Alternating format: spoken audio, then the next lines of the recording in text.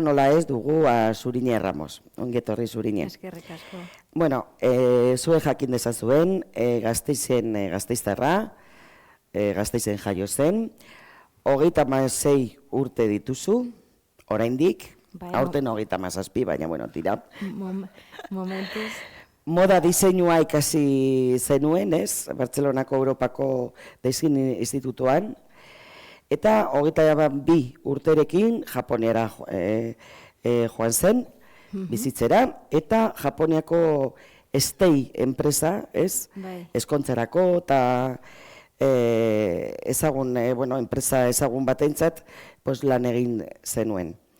2014an, Wild bere emakume arroparen sinadurari edo ekin zenion, eta denda bat ireki zenuen Bartzelonan, Grazia auzoan, gainera.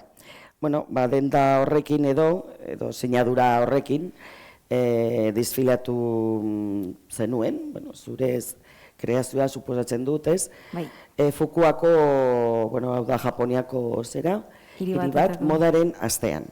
Gero, 2021 batean, aholkularitza enpresa bat sortu zenuen, beste diseinatzaile batzuei modelaren alorreko enpresak sortzen eta kudeatzen laguntzeko, hau oso interesgarria eta saldu egin behar duzu, zer den hori, ez? Eta 2024an, azkena, ez? Eta orain zauden lekuan, emakume kooperatiba bat sortu zenuen, beste diseinatzaile batzuekin batera, eta emakumeak bakarrik zaudete? Bai, emakume kooperatiba da. Emakumeak bakarrik. Hori izuz motzen nuen, baina ez nekien. Eta, Euskadin kultura ikuskizuna, eta jarduera, eta, holako gauza asko, diseinatzeaz eta egiteaz arduratzen zara. Beraz, horretan zaude orain, ez? Hori da. Hori da. Aldi berean, bera, orain dagoen bezala, divulgazioa egiten duzu, sare sozialetan, divulgazio lana egiten duzu. Guri besteoi erakusteko eta begiak irekitzeko, ez? Hitzaldi honen izenburua jarri duzu, nola sortzen dira moda joera berriak, ez? Eta, egia zen hori, ez? Erakargarria eta bestalde batetik, sorpresa, ez? Esaten duzu, ez? Beti moda eta ez dakigu ezer. Baina, horretarako dugu Zuriñe Ramos, eta zure hitza da, eta zuk azaldu behar duzu. Zer da hori? Eskerrik asko guztioi hemen egoteagatik. Helenak azaldu duen bezala, ni, sare sozialetan ibili baino lehenago, bai, pentsatzen nuen, neukan pizkatxo bat sentsazioa, jende normalak edo modarloan lan egiten ez dutenek, batzuetan pentsatzen dutela igual moda zerbait como kapritxosoa dela, edo badirudi orgoian daudela biru diseinatzaile, edo biru pertsonak esate dutenak ze jantziko dugun, zerez, eta beste guztiok ez dakigula ezerrez, ez? Badirudi beti, nola esatea, sekretismo handia dagoela moda munduan, eta ez da horrela, gauza asko aurre ikusi daitezke eta gauza asko ez dira suertea bezala kapritxosoak, baizik eta erlazio handia daukate historiarekin, momentu historiarekin eta kontekstu sozioekonomikoarekin ere bai. Eta hori da gaur pizkatxo bat azaldu nahi dudana, ez? Nola funtzionatzen duen modak eta nola sortzen diren eta garatzen diren joerak ez da entzuten edo entzuten da. Bai. Nola sortzen diren, ez dela suertea, ez dela kapritxosoa, ez da norbaitek esaten duelako, baizik eta gizarteak horrela eskatzen duelako momentu horretan. Bai, Bai. Eske niretzako normala da, orduan, ez dakizuentzako... Ni beti kontrakoa. Hori da nik daukadan sentsazioa, orduan, aizigen nahiko nuke... Haiek agintzen duten eta guk... Ez da, gizarte bezala nik uste dut, guztio daukagula, pentsatzen duguna, baino potere gehiago. Orduan, nire hasi nahi dut, hitzaldi hau, edo, elkarrezketa hau, galdetzen, norbaitek, konpartitu nahi baldin badu, ze uste duzue dela moda joera bat, zer da joera, erderaz tendentzia esaten duguna, ez, o trends ingeleraz. Norbait animatzen da? Zer da? Bale.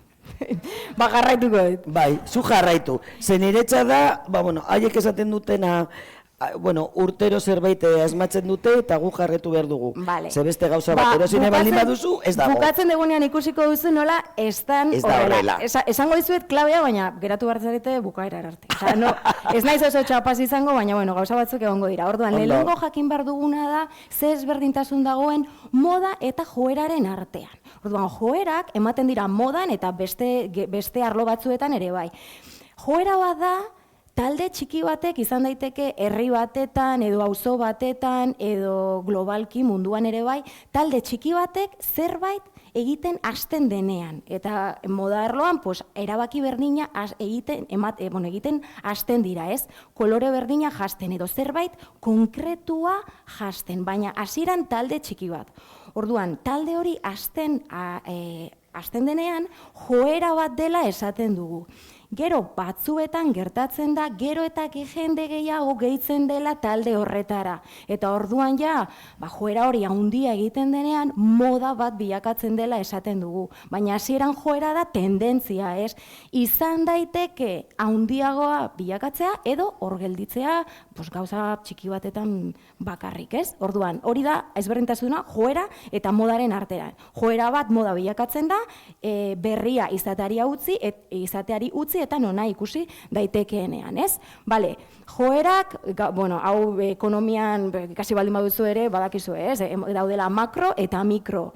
Gaur egun egia da superkonektatua gaudenez, makro joerak badaudela globalki, kontsumitzaile bezala, erabaki berdina hartzen hasten gareneak jende askok, ez? Eta gero mikro ere badaude gaur egun sare sozialeekin, badakigu influencer eta horrelako asko daudela, ez?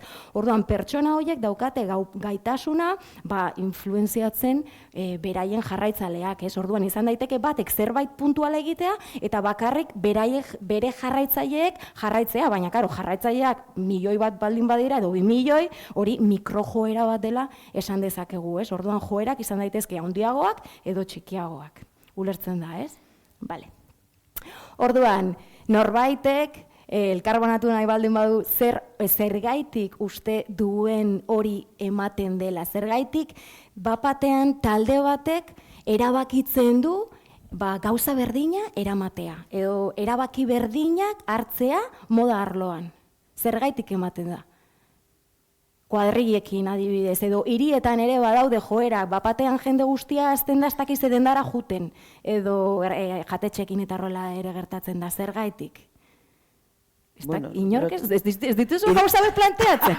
Bai, suposatzen dut izango dela identifikazio besteen gandik bereizteko eta identifikatzeko. Hori da, igartzen da soziologia eta hori kontrolatzen dezula, bale.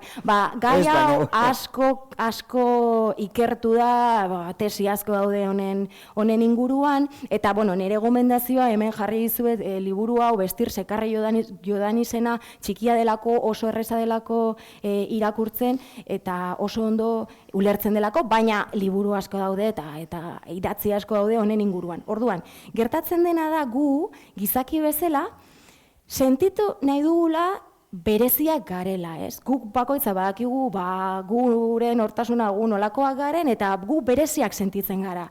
Ez dugu inoiz sentitu nahi besteak bezalakoak garela, normaltasuna normalean ez dugu nahi, bereziak gara. Baina ez arraroak izateko bezain bereziak. Ni berezia naiz, baina munduan bakarra ez.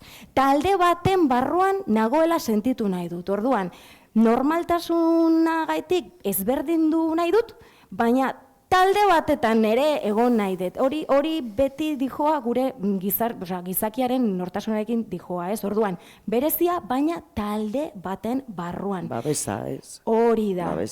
Eta azkenean moda, edo egunero jekitzen garenean, hautatze ditugun jantziak, erabiltzen ditugu tresna bezala, gure izaera espresatzeko, ez? Azkenean, tresna bada. Eta orduan, gure artean horrela komunikatzen gara, ez? Beste batik, adibidez super erreza, ni punka baldin naiz, o metaleroa derlako zerbait, ni jasten ditu nire taldeanen kamisetak eta horrelakoak, eta horrela kaletik juten baldin naiz, eta beste, hori, ez de mi tribu.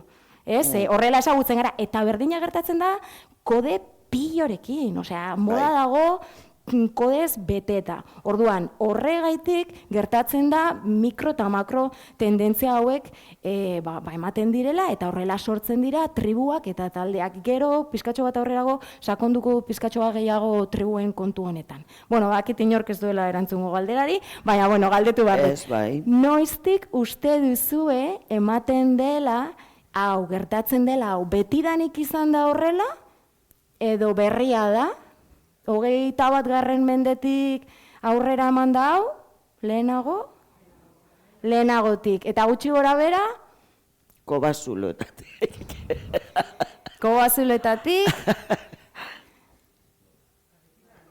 Betidanik, bale. Bueno, gutxi gora baina ez. Bale, hemen egingo dugu modaren historiaren errepaso azkar bat, da beste gai oso handi bat ez, baina, bueno, hasieran, historia aurrean, moda zan zerbait praktikoa, osea, praktikoa, hotza ez pasatzeko, zauriak ez egiteko, praktikotasuna, gutxi gora bera, 15. mendera arte, egon dira gauzatxoak, baina nahiko praktikoa zen moda. 15. mendetik aurrera, erregeak, dirudunak, burgesia eta azaldu behar zuten gizartea aurrean poterea zeukatela, dirua zeukatela, eta hori asaltzeko edo komunikatzeko tresna bat zan, jantziak, orduan, oialekin oso erraz ikus daiteke nork daukan dirua, eta nork ez koloreekin ere bai, badaude tinte batzuk oso merkeat edo betidanik existitu izan direnak, eta beste batzuk oso garestiak zirenak, orduan norbaitek adibidez morea jasten baldin bazuen, bazenekien dirua zeukala, edo jantziak aldatzen baldin bazituen, ze orduan jendeak ez zeukan aldatzeko jantzirik, osea, lo que tenías y punto, ez? Orduan, 15. mendetik aurrera, hasten gara pizkatxo bat jokatzen gehiago modarekin zentzu horretan. Eta, 17. mendean, Frantziako Luis XIV ezagutze dezue gizon hau, pizkatxo bat moda gustoko baldin badezue, baina gizon honi asko gustatzen zitzaion luxua. Urreak, bitxiak, diamanteak, oialak, eskulan handiko jantziak, osea, dana lo más de lo más, bai, un notas eta gainera izan zen, pues el influencer del siglo, ez? Orduan, berak eskatzen edo enkargatzen zituen jantziak, oialak eta abar, Versailleseko korteak ere berdin egin behar zuen. Eta bere helburu, berak zaukan gustu hau, eta gero bere helburua, bere erreinaldian zan, bere obsesioa zan, Frantzia jartzea munduko lehenengo botere bezala, orduan bera jarri zituen legeak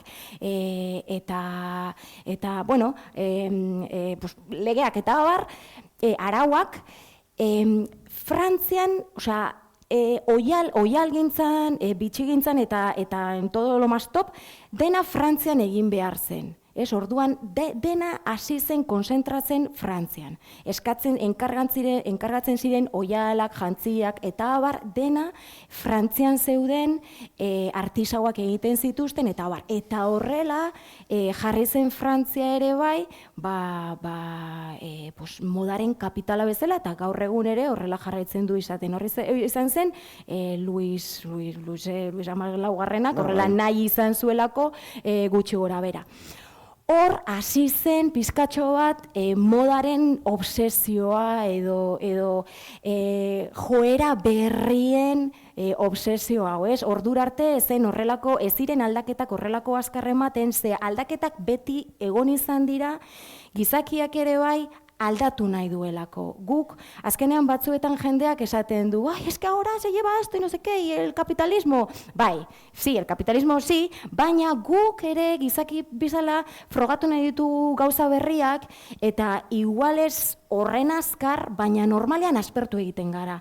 Normalean pertsona batek oso zaila da, gaur egun behintzat, bizitza osoa ematea, galtza berdinekin, edo kolore berdinekin, eta horrela frogatu nahi dugu. Orduan, aldaketak beti eman dira, baina 18. mendetik aurrera, gero eta azkarrago eman izan dira. Eta garai hortan ere super azkar ematen ziren joera berriak, ez? Hemen sortu zen, Paris eta moda berrien zoramena.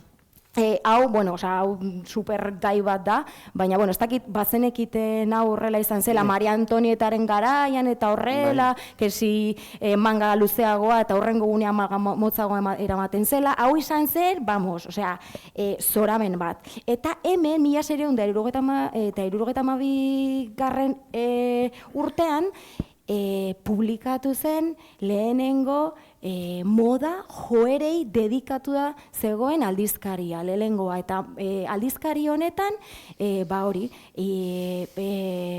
marrasten zituzten, Versaillesen, erregeek eta korteak jasten ari ziren gauza berriak. Frantsesek jakiteko, baina ez bakarrik Frantziako biztanleek, baizik eta Europako beste herrialdek ere, zeuden beti Frantziari begira moda arloan. Aldizkari honek urte pilo egon zan 1975 arte. Orduan, hemen sortu zen 1974 urtean sortu zen modaren esklabu izatearen, esaten da esaldi hori, ez? Modaren esklabua izan. Hori ez da gaur egunekoa edo influencergatik edo sare sozialek, ez hau, existitzen da ja duela urte asko. Orduan, nola eragiten du, edo orain aztertuko dugu, ze inpaktu daukan edo ze eragin daukan konteksto sozioekonomikoak modan, ez? Orain arte ikusi dugu nola pertsona bat izan daiteke erreferentzia edo pertsona batek aldatu zituen pizkatxo bat joku honen reglak, ez? Orduan, ordura arte eta 20. mendeko erdiraldera arte, osea, historian zehar, ingeleraz esaten den trickle down eman izan da. Osea, goikoak, erregeak, korteak, diseinatzaileak, egia da diseinatzailearen figura beti egondala erregearen ondoan, ez? Jende normalak ez daukan dirurik diseinatzaileari ordaintzeko, osea, jostunari edo etxean egin, baina diseinatzailea ez, orduan. Trickle down esan nahi du goikoek zerbait jasten dutela eta orduan herritarrek berdina egiten dutela. Baina, 20. mendeko erdialdetik aurrera, 1960-tik aurrera, hasi da ematen edo gaur egun ematen dena, da trickle up, alderantziz. Betik gora, kaletik gora. Eta hori da gaur egun gertatzen dena, naiz eta jendeak normalean ez du hori pentsatzen, ez? Orduan, testuinguru sozioekonomikoak edo zer gertatzen den eta gertaera zehatzek ere markatzen dute moda. Niretzako oso adibide erraz bat edo oso ondo irudikatzen duena da punkarena. 20. mendeko, 1970ko hamarkadan, geneukan la epoka disko, ez? Gazteak, festa, ez dakiz zer, droga, koloreak, no seke, danazan ondo pasatzea, hedonismoa, modan bizi izan zen oso garai hedonista, ez? Bakoitza norberaren burua zenkargatzen da, eta, hori, ez? Badirudi, hippien ostean, ez, dana dala, jajaja, festa, horrela irudikatzen da, edo horrela, estatu batuetan behintzat, eta Europan horrela ikusten dugu moda 1970ko hamarkadan. Baina, Londreseko auzo pobreetan hasi ziren gazte talde batzuk sortzen, ez zirenak, ez zeudenak oso konforme mezu horrekin, ez? Ze krisi ekonomiko bat pasatzen ari ziren, ez zeukaten lanik, ez zegoen dirurik, eta esaten zuten, ostras, esto del bling bling, el disco ez dakiz zer, hau ez dijoa gurekin, hori ez da gure bizitza, ez? Orduan, hasi ziren, beraien, aldarrikapen hori egiten, bai musika zen modaren bidez, eta horrela jaio zen panka. Pankaren, ni ez naiz punk eta horrela, zer esan, baina, uste dut oso ondo irudikatzen zuela, ez? Pankaren mezua da, edo panka saiatzen da, estetikoki polita ez izaten. Osea, gu ez gara politako, ez gaude eroso. Zuk entzuten desunean punk musika ez da polita, ez da erosoa, ez? Da, como Bai, molestatzen duen zerbait. Hori da, eta modak ere hori egiten du. Ze gertatzen da? Claro, gero eta hori zan gazte askok bizitzen ari ziren errealitatea. Orduan, gero eta gazte gehiago batu ziren mugimendu horretara. Gu ez gaude eroso, hau ez da gure errealitatea. Ta panka jun zen, hasi zen joera txiki bat bezala, eta jun zen haunditzen, moda edo mugimendu haundi bat bilakatu arte. Eta 1980ko hamarkadako moda orokorra begiratzen baldin badugu, ikusi dezakezgu nola erreferentzia asko hartuta edo lapurtuta dauden punk mugimendutik, ez, hileak eta jantzien estruktura batzuk, eta nahiko ikusten dugu nola tribu txiki batek hasi zuena azkenean moda orokorrak barneratu edo hartu du beretzako. Ondo, ez? Bale, ja bukatzen ari gara. Bale, orduan emango ditut adibide batzuk, 20. mendean modaren arloan oso interesgarria da, ze gertatu ziren gauza puntualak edo gertakizunak oso ondo ikusi dezakegula zein izan zen ondorioa modan. Gaur egun irakurketa hori egitea pizkatxo bat zailagoa da, ze gauza asko gertatzen ari dira eta internetarekin eta horrela ez da informazioa kutsatzen dela, baina gauza asko gertatzen dira aldi berean. Ez, baina 20. mendean oso ondo ikusten dira, gertatu zena eta modan ondorioa. Oso garbi ikusten da. Orduan, adibidez mundu gerrak, lehenengo eta bigarren mundu gerrek eukizuten inpaktu bat modan izugarria. Lehenengoa, badakigu nola, lehenengo mundu gerra hasi zenean, gizona jun behar zen ziren gerrera eta emakumeak geratu ziren etxean, baina norbait jun behar zen lanera, fabriketara edo gizonek lehen egiten zituzten lanak egitera. Orduan emakumeak jun ziren. Ordura arte emakumeek erabiltzen zituzten horrelako gonak, soinekoak, krinolina, korsea, eta horrekin ezin zen lan egin. Orduan, lehenengo munduko gerra eman zenean, emakumeek simplifikatu behar izan zituzten jantziak, eta jantzi zituzten gizonen jantziak fabrikara juteko. Ze gertatu zen?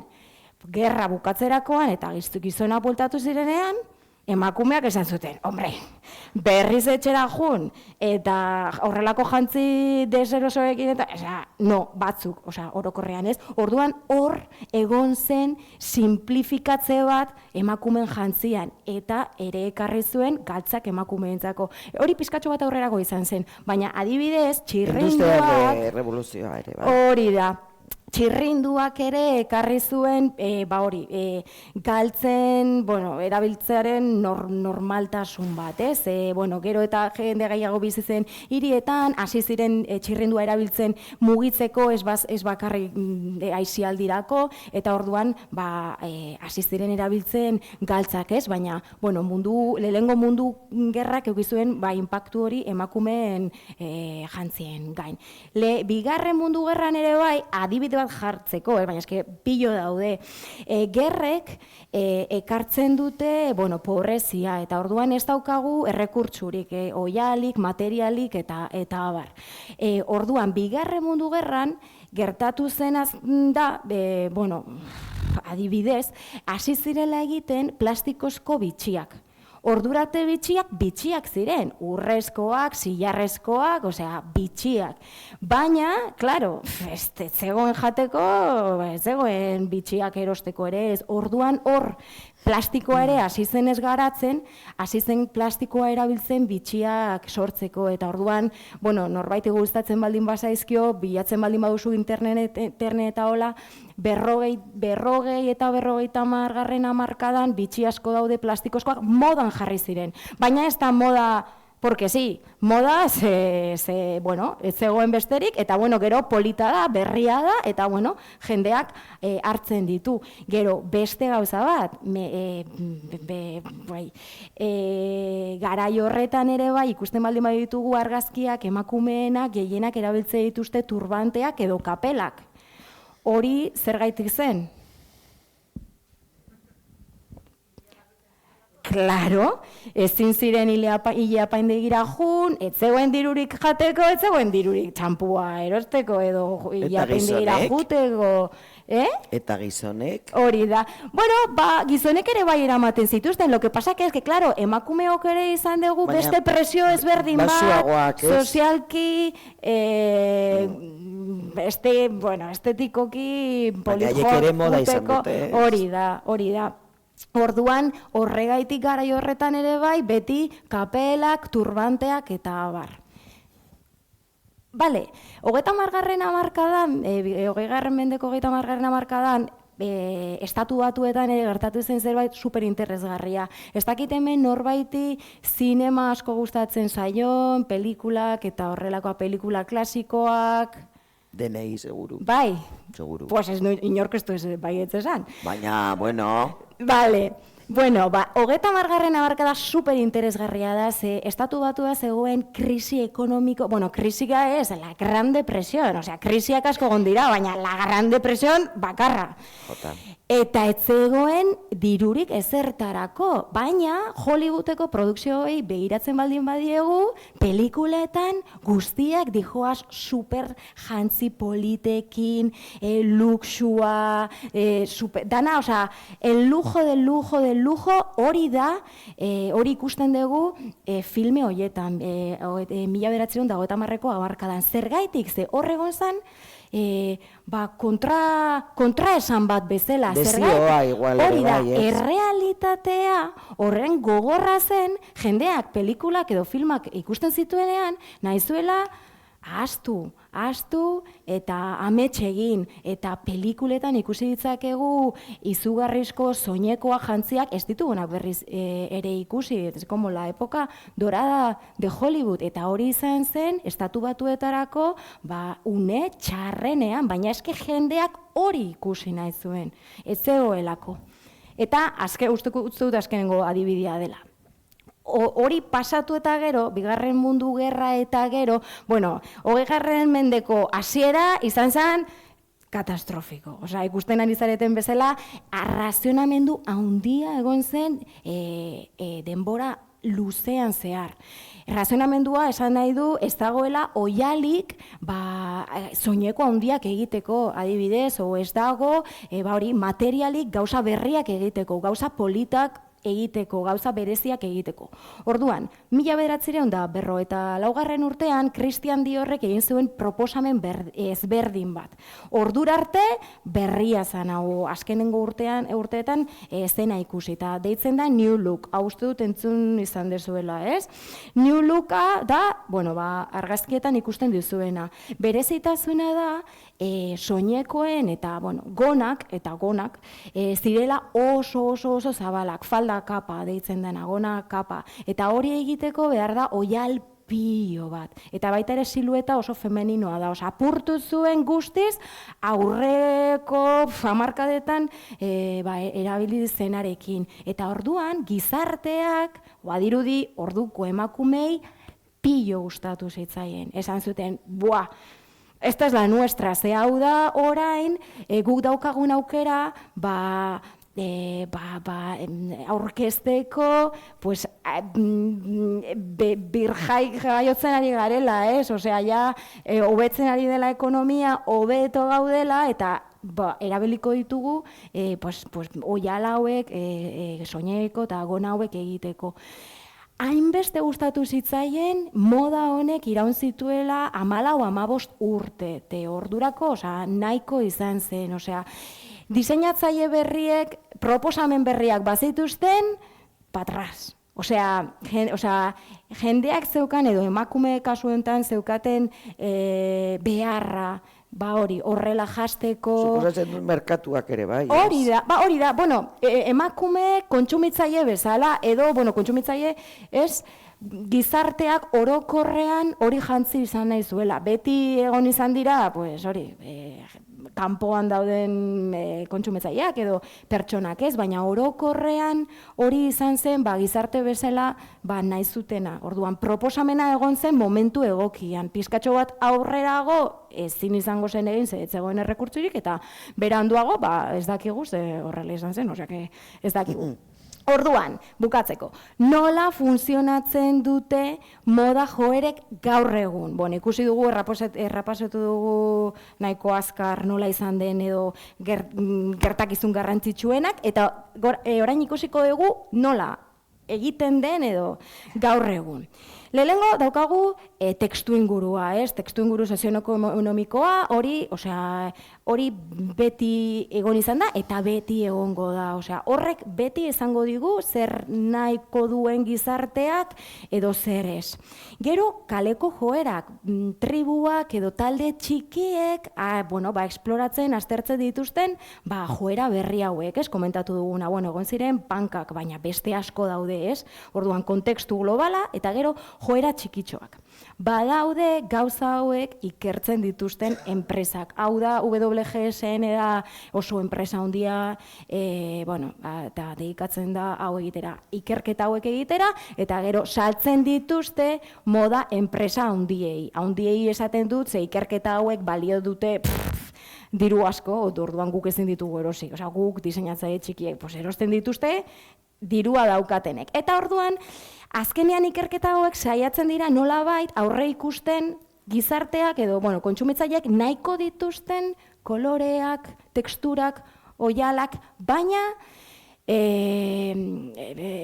no son adivinos. Saiatzen dira, egiten dute eta enpresek erosten dute, baina gero ezin dezu jakin zer nahiko duen bestela... Batzuetan asmatzen dute, beste batzuetan. Hori da. Somatzen dutela, baina igual asmatu ez. Orduan, ikerketa hau egin eta gero, markak edo diseinatzaile handiek egiten dituzte proposamenak, eta hori da ikusten dugunean moda asteetan, ez? Pariseko moda astea, Milaneko moda asteetan ikuste ditugu proposamenak. Gero, funtzionatuko duen edo ez?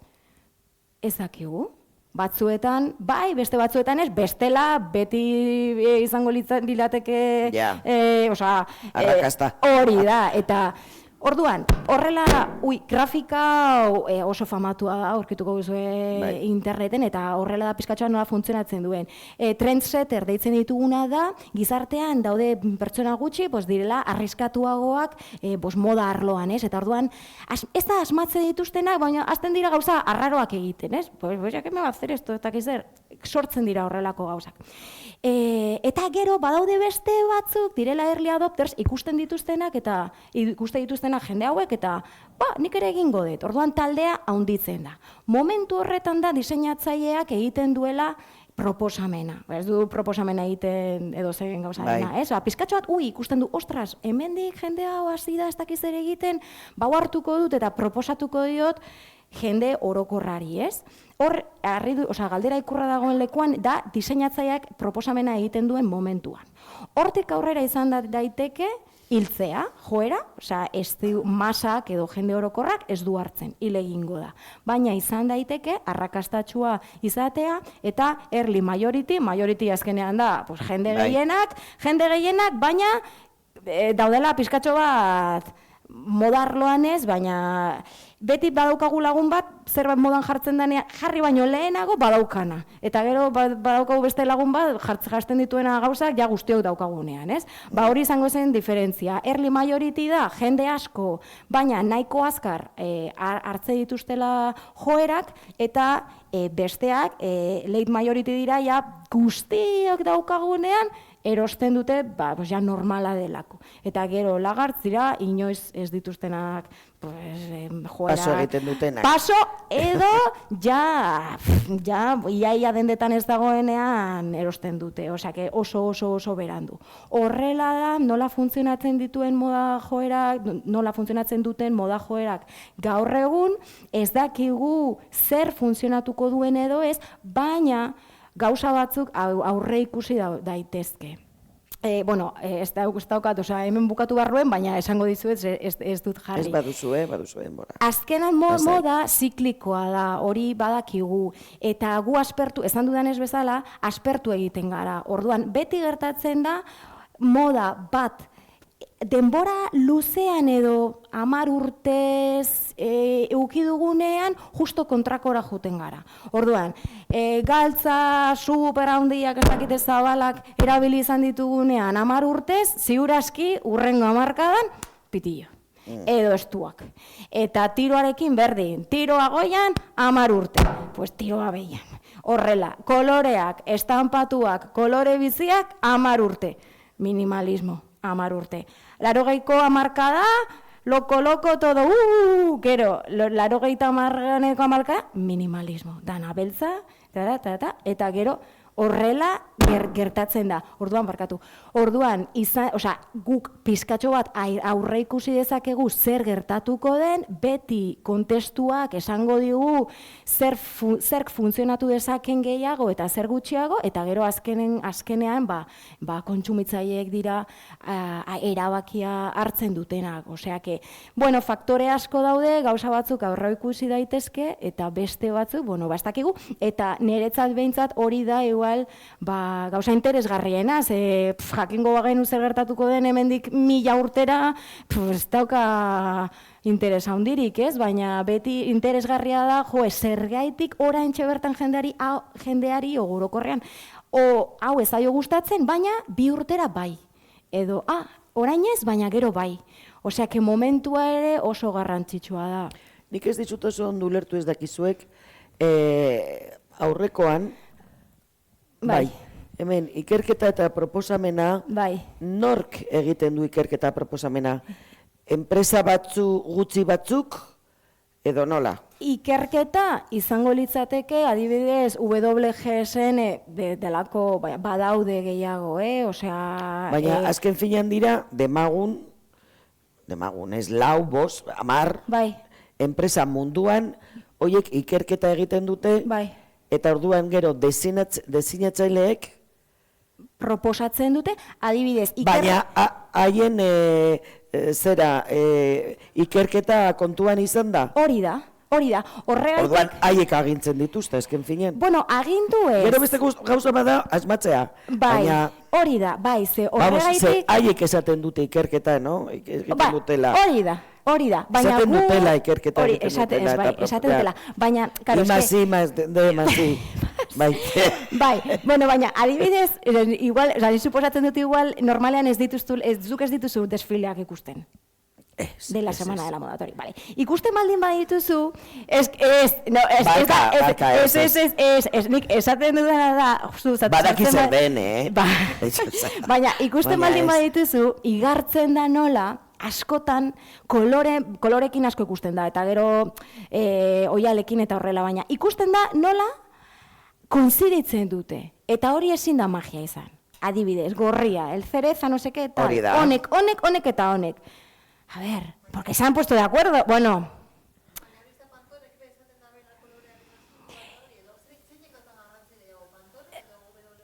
Nik hori ez dakit zeuk, ez daukat dirurik ordenatuko. Baina nik imaginatzen dut ikerketa nahiko antzerakoa izango dela. Ze gainera ezin dugu aldatu denboraldi batetik beste batetara ez, izaten da pizkatxo bat graduala edo motela, ez? Orduan, ez den dugu baten ez dakizer proposatuta, 6 hilabete gero ez dakizer, izaten da nahiko graduala. Orduan, bueno, nik animatzen zaituzten baldin baduzue Pariseko modastea denean sartu YouTubeen eta begiratu komerzialak direna, komerzial. Dior, Chanel, bueno, Chanel bete egiten du berdina, no soy muy fan de Chanel, baina Gucci, Versace, baina bere garaian, bai. Bere garaian, bai, esan zen la bomba, ez? Bai, behiratzen dituzue, beste egun baten, eskatu, beste hitzaldi bat emateko, eta hitz egingo dut Chaneli buruz, eta egon diren diseinatzaile buruz, hori ere superinteresgarri izan da. Kaixo. Entzuten da, ezakit. Nun gaude orain? Minimalismoan, estampatuetan, zer... Bale, nun gaude? Etzara konturatu. Karo, ez dituzu desfileak ikusten. Ez, bale, a ber, oraintxe bertan gertatzen dena da, alde batetik, supermundu globalizatuan eta konektatuan gauden ez mikrotendentzia asko daude. Orduan, segun eta zu, ze arlotan edo norekin sentitzen zare identifikatua, igual moda bat eramango duzu edo beste bat. Lehen, 20. mendean guztiak juten ginen uniformatuago. Osea, giratze dituzu, hori, batez ere ikastetxean. uniforme. Hori da, bai, baina bai, osea, ez egoen aukera haundirik.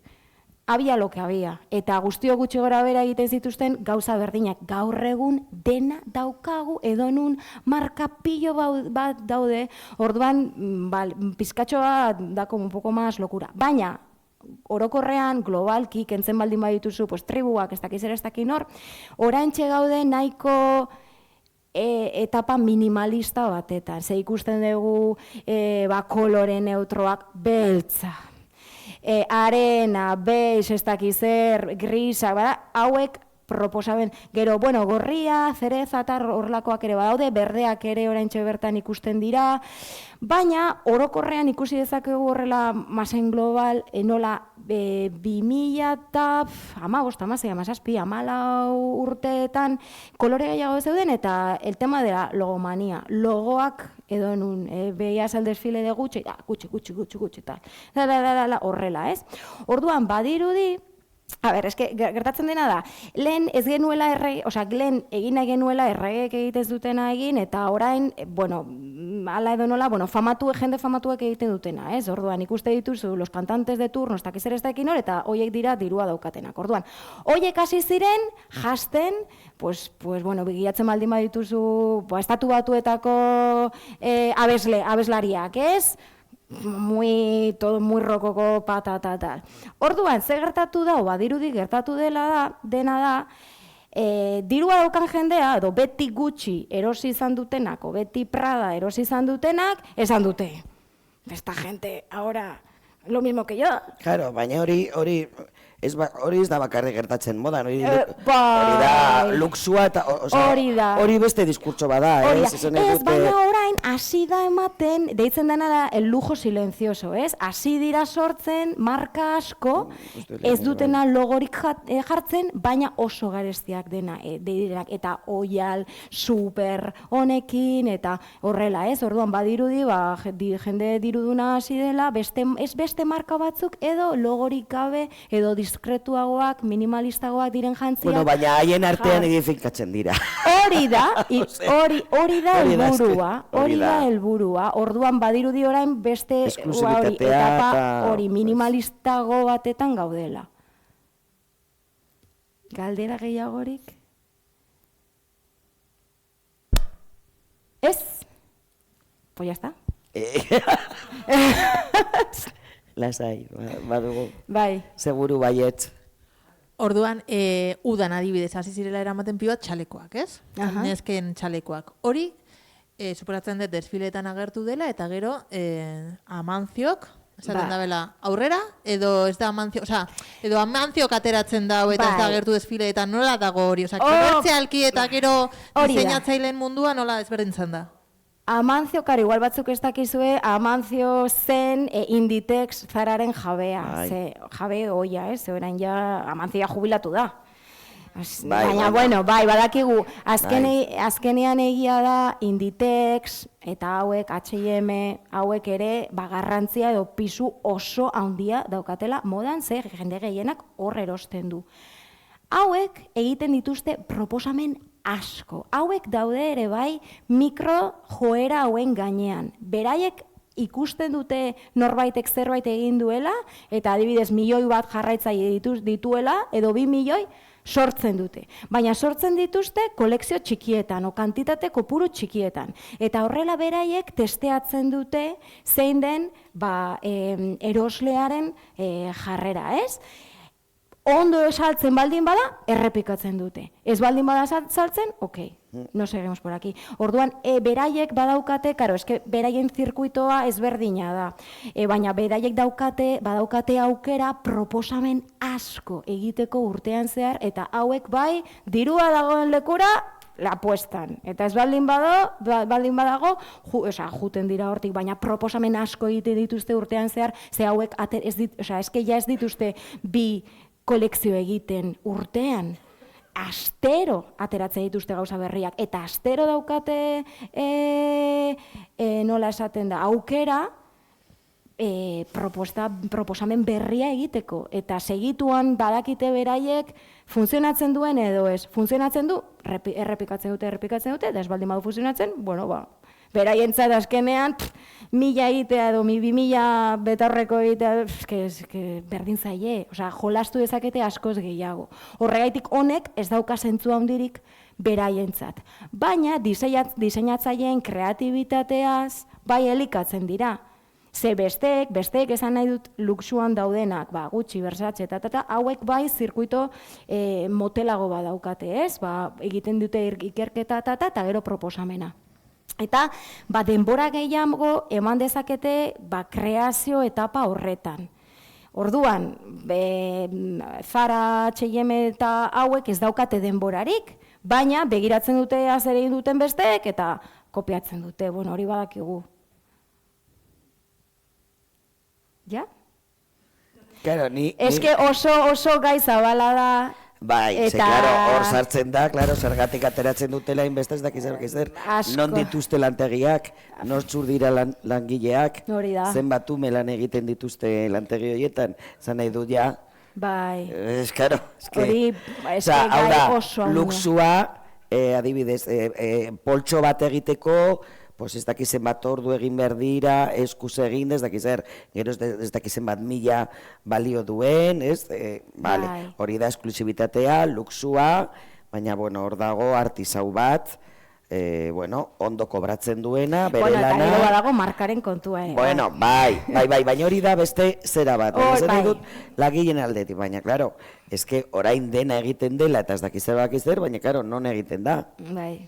Zein herrientan egiten da, ze jendearekin lan egiten du, ze pertsonak, zen bat ume. Bai. Orduan, klaro. Bai. Ekonomikoki.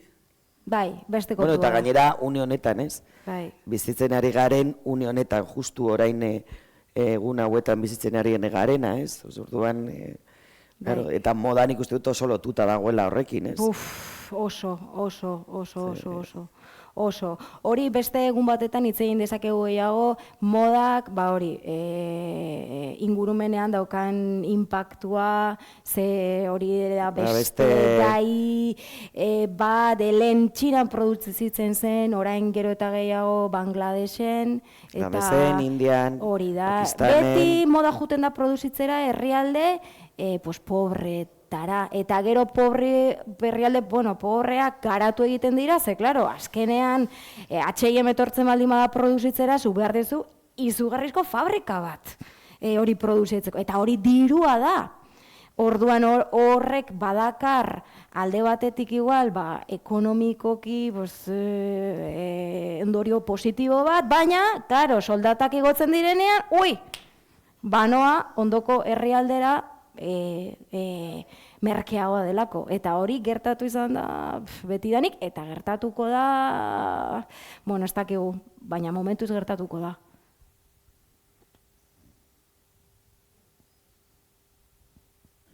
Hemen badago influenceren bat. Baduzu aurpegia, Influenceren aurpegia baduzu, Ez que hori bai dela, Bai.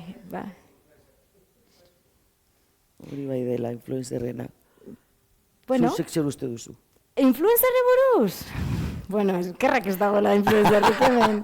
Asi, motz.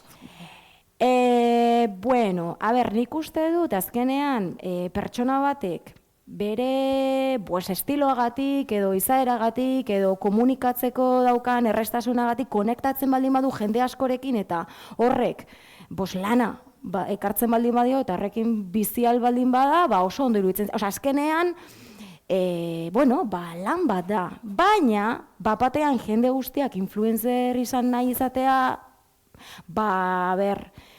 ez da oso normala edo ez da oso errealista. Osea, influencer da, que influye. Ez? Osea, benetan, baina orain gazte askok nahi dute influencer esan, eta horrek esan nahi du deitzen dietela markei, influencer naiz, oparituko dizkidaz Baina, bueno, hori izango da lan egiteko, ez? Baina Ordutzegi jende batekin asko dago, jende asko, gazte asko daude, hori, nahi dutela arropak doainik eta gauzak doainik eta ikusten dutelako jende batzuen errealitatea hori dela, baina oso gutxi dira benetan influencerrak eta beste guztiak influencer nahi izan dute. Hori da Cristiano Ronaldo bezala, Cristiano Ronaldo bat dago. Eta gero zu futbolean aritzen baldin bazara hor poslakoan, pues bale, futbola gustatzen zaizu, baina ez zara Cristiano Ronaldo, ez? Influencerrekin pizkatxo bat berdina gertatzen dela uste dut. Eta gero arazo bat daukagu, ze diseinatzaileok, diseinatzaile txikiok askotan jasotzen ditugu, horrelako proposamenak, egunero, emango dira dauzu arropa ez dakiz zer? Eta doainik, ez? Beti doainik. Eta horrek jartzen du gure lanaren balioa ere lurrean. Ze niretzako soineko bat doainik ematea, edo alkondara bat, edo doainik ematea, lana da eta dirua da, eske ni ez naiz, Zara, ni ez naiz, orduan ezin dugu konpetitu, baina, klaro, horrez baldin bazaude, aldi berean ere, zu diseinatzaile bezala, gaizkitze egin dezakete zutaz, edo, esan dezakete, eske ez da, no seke, klaro, baina eske guk ezin dugu ere, gu nik ulertzen dut, igual hori... Iragarkia izango da, ez? Hori da, eta sare sozialetan lan egitea lana da, batzuentzako, baina nire lana da eta ordaindu behar da, ez? Eta balio eman behar zaio, eta hor dago pizkatxo bat, borroka bat bezala, diseinatzaile txikien eta influencerren artean badago. Normala. Bai. Ez, badago. Kaixo zurina. Kaixo. Oso polita izan dako. Eskerrik asko. Aizu, etxera etorrita, hemen Euskal Herrian badago horrelako diseinatzaile movimentua, edo zeharo globalizatuta gaude, edo badago zerbait kirol erropatan, dauzkagu ternua, dauzkagu beste gauzak. Loreak mendian. Mendirako praka eta petatxoak inda zabaldu direla. Bai. Penizula zea, asko zabaldu izan dira, eta ikuste zenun horrelako bat, eta esate zenun, hau Euskal Herrikoa da. Bai. Zerbait berezirik? Osea, zer esan nahi dezu? Gure jaskeran? Bai. Ja. Bueno, eske ez dakit erantzuten. A ber, nik esango nuke orokorrean nahiko klasikoak garela. Bai. Jasten. Hori beti esaten dute, ez? Bai. Baina, klasikoak esan nahi dut igual, alkondarak eta jasteko galtzak eta horrelakoak, osea, ez garela muy esport. Juten zara beste leku batzuetan, eta jende asko dijoa txandale, eta hori hemen ez da asko eramaten. Eta jendea ateratzen da kalera nahiko apainduta, ez? Osea, hori uste dut pizkat konstante bat dela. Osea, emakumeak adibidez belarritakoekin, ia nahiko apainduta, eta hori da nahiko konstantea. Eta nik uste dut ere koloreetan, esate dute igual itxiak garela eta horrela, baina nik uste dut nahiko koloretsu jasten garela hemen. Osea, abrigo txamarra gorriak ere ikuste dituzu, edo berdeak eta estampatuak eta horrela. Osea, ni adibidez hori Bartzelonan egon naiz urte askotan, eta jende guztia dijoa abrigo beltzarekin. Osea, jasten dezu abrigo, beixa, y ya la alegría de la huerta. Osea, que nik uste dut nahiko igual estampatuak klasikoak, edo loredunak, eta normalak, eta horrela, baina nik uste dut nahiko kolore jazte ditugula, nahiko klasikoak, baina, bueno, hori izan daiteke. Baina enpresa aldetik esaten zenuen?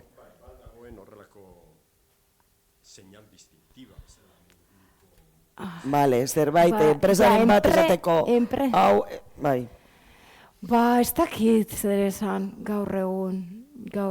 Osea, enpresak bezala, eske ez dut oso ondo galdera ulertu.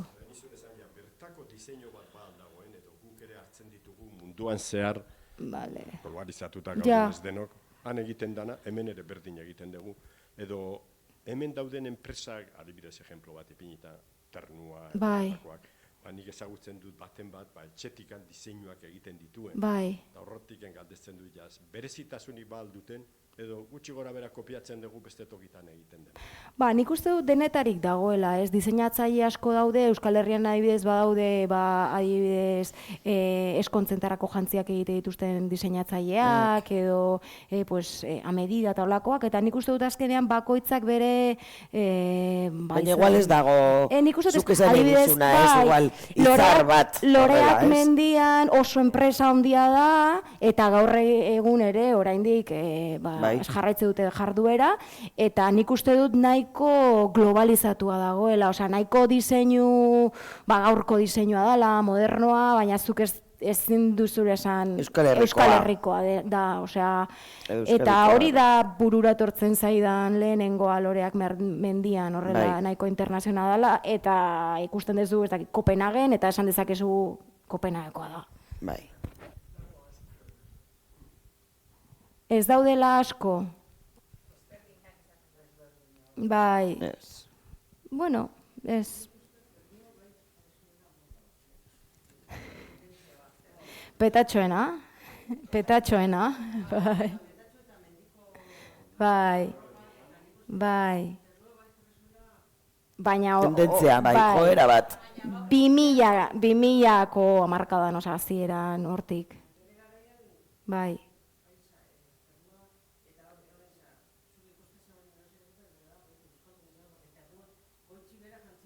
Bai. Bai. Hori bai. Danik esatea nahi nuen, galdetzea nahi nuen, zuk ulertu dute Japonian egon zarela, lanian, eta hango moda, hango gentiango kultura, hain desberdina izen da, nola bizi izan duzu diseinu mundua? Oso ondo, osea, klaro, jende asko da, eta oso, merkatu bezala, edo zer saltzeko, osea, txampuak ere saltzeko, oso merkatu zabala da.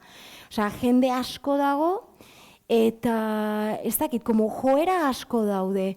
Orduan, bueno, beste mundu bada, baina oso interesgarria iruditu zitzaidan, ni egon nintzen 2011-2012an itzuli nintzen, eta orduan internet ez zegoen, bueno, bageneukan internet, baina smartphone eta Instagram eta hauek ez zeuden, ez? Orduan, bertan ikusi nituen, edo ikusi nituen dendetan eta horrela oso marka bereziak hemen ez zeudenak. Hemen diot Europan, osea, gauza super arraroak, gaur egun. Karo, eske internetekin ja gauza horiek galdu dira, osea, bidaiatzearena eta zerbait aurkitzea, etxan ez daukat erosiko dut. Hori, baina orduan bazegoen, denetarik zegoen. Osea, eske merkatua da, baina eske hori, osea, supermerkatuan txampua erosteko, txampu, lehengo zegoen, emakumeentzat apal bat, 11.000 txampuekin, eta gero gizonezkoentzat ere, ez dakiz ez gaitu, pila azkenean gutxo gora berdina da, beste 11.000 txampu ezberdin, eta berdina arroparekin, osea, proposamena zen, eta marka asko zeuden, hemen hori ezinezkoa da. Osea, ezinezkoa da. Baina eske gizarte bezala ere oso ezberdin funtzionatzen dute. Osea, eske hori ja beste konferentzia bat emateko, baina oso interesgarria. Orduan, bueno, ez dakit gaur egun, aspaldi ez naiz joan, baina orduan oso interesgarria izan zen, ze denetarik zegoen eta ikusi ahal izan dituen gauza pillo. Gaur internetekin, compras lo que quieras, ja. Bueno, zuri, mila esker, eta bueno, gauza gehiago ditugula, mila esker. Oso ondo. Zuei, eskerrik asko.